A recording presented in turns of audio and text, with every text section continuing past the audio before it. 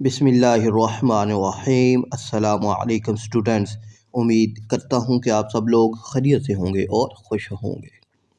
तो बच्चों, आज की इस वीडियो में ट्रिग्नोमेट्रिक वैल्यूज़, स्टैंडर्ड एंगल्स, इनकी जो वैल्यूज़ हैं इनको कैसे आसानी से याद रखा जा सकता है। ठीक है।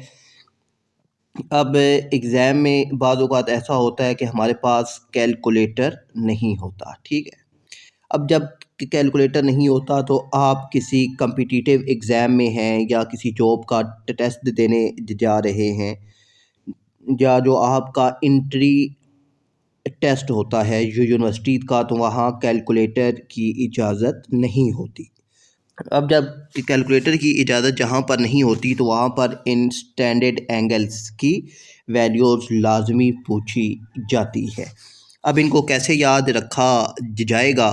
तो सिंपल सा फार्मूला है बच्चों। आपका जो हैंड है, हैंड में जो आपका थंब है, थंब ये जो है ये 0 डिग्री है। ठीक है।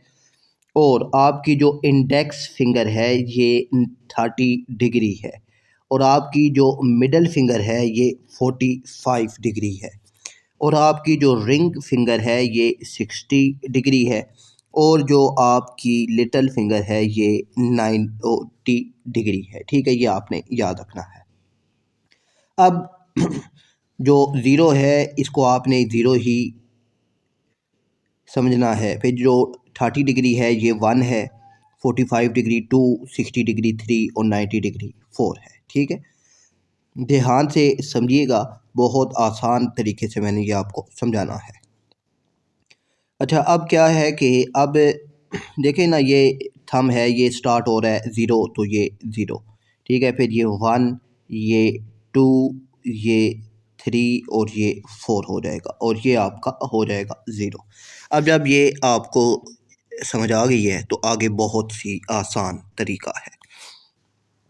अब आगे आपके पास ना जो साइन थीटा है ये आपने याद रखना है, ये है √n/2।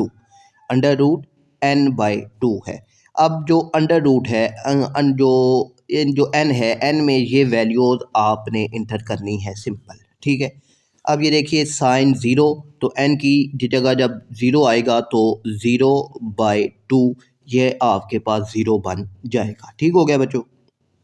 फिर है जी 30 साइन 30 डिग्री, तो 30 की वैल्यू क्या है 1, तो 1/2। ठीक है, सिंपल। अब n की जगह जब आएगा ना 1, अंडर रूट जो 1 है ये भी 1 के इक्वल ही होता है, ये आपने याद रखना है। तो यहाँ पर साइन 31/2 आ जाएगा। फिर 45 है 2। ठीक है। तो जब n की जगह 2 आएगा तो ये आ जाएगा √2/2। अच्छा बच्चों, यहाँ पर एक और चीज़ भी आप ने याद रखनी है कि यहाँ पर मैं आपको वो बताता हूँ।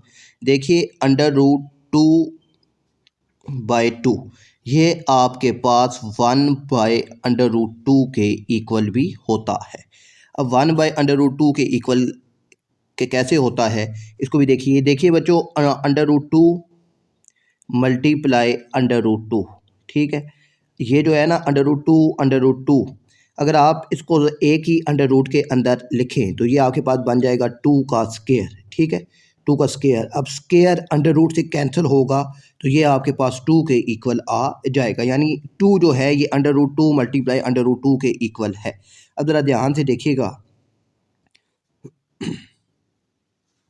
अब ये देखिए, ये जो नीचे 2 है √2/2, ये जो 2 है, इस 2 अब ऊपर तो है √2, अब नीचे 2 की जगह अगर मैं लिखूं √2 मल्टीप्लाई √2। ठीक है, तो ये एक हो जाएगा आपस में कैंसल, इसकी जगह आ जाएगा 1, तो 1/√2 के इक्वल भी होता है। ठीक है, √2/2 1/√2 के इक्वल भी होता है। तो ये वैल्यू अक्सर पूछी जाती है, तो आपने ध्यान से इसको समझना है। तो यहाँ पर जो है बच्चों साइन 45 √2/2 या 1/√2 आप लिखना चाहें तो लिख सकते हैं। फिर बच्चों आगे साइन 60 है, जो वो उसका जो नंबर है वो है 3, तो यहाँ पर n की जगह आएगा 3, तो ये आ जाएगा 3/2, तो ऊपर अंडर रूट है तो √3/2 साइन 60 आ जाएगा। अब यहाँ पर आगे आ गया जी साइन 90, अब साइन जो 90 है, 90 का जो नंबर है वो है 4।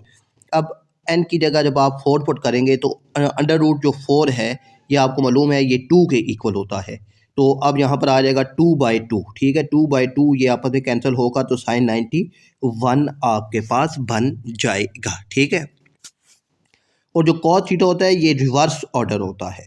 रिवर्स ऑर्डर का मतलब क्या है कि ये अब इस जो साइन 90 है ये कॉस 0 की वैल्यू बन जाएगी, यानी यहाँ से अब आपने वैल्यू शुरू करनी है, ठीक है। अब कॉस 0 ये जो है कॉस 0 1 के इक्वल हो जाएगा। फिर कॉस 30 ये अंडर रूट 3/2 के इक्वल हो जाएगा, ठीक है। रिवर्स ऑर्डर होगा साइन का, ठीक है।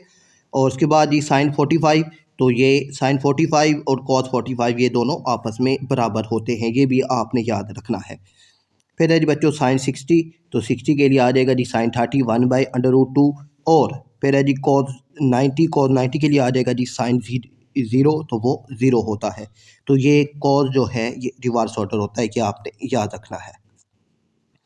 फिर है बच्चों उसके बाद जो है जी हमारे पास टैन थीटा बच्चों बराबर होता है साइन थीटा और कॉस थीटा, ये भी आपने याद रखना है।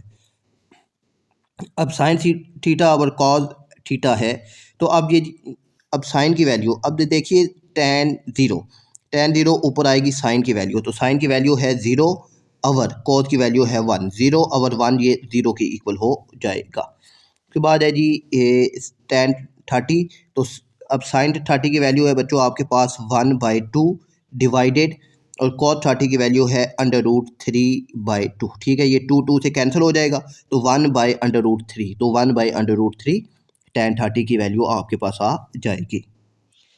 अब फिर है जी बच्चों हमारे पास टैन 45, तो अब ये √2/2 और √2/2 दोनों सेम है, आपस में कैंसिल हो जाएंगे तो आंसर आ जाएगा 1। फिर है जी बच्चों उसके बाद टैन 60, तो टैन 60 का मतलब है कि साइन 60 डिवाइडेड कॉस 60, ठीक है। साइन 60 की वैल्यू है जी √3/2 डिवाइडेड बाय कॉस 60 की वैल्यू है 1/2, तो ये 2 से कैंसिल होगा तो √3/1, तो हम इसको सिर्फ √3 लिखते हैं, ठीक है बच्चों। बाद टैन 90 का मतलब है कि साइन 90 डिवाइडेड कॉस 90, साइन 90 1 और कॉस 90 है 0, तो 1/0 ये आपके पास इन्फिनिटी होता है, यानी नॉट डिफाइंड होता है। तो ये इस तरीके से आपने वैल्यूज़ को याद रखना है, ठीक है। बहुत आसान वैल्यूज़ हैं।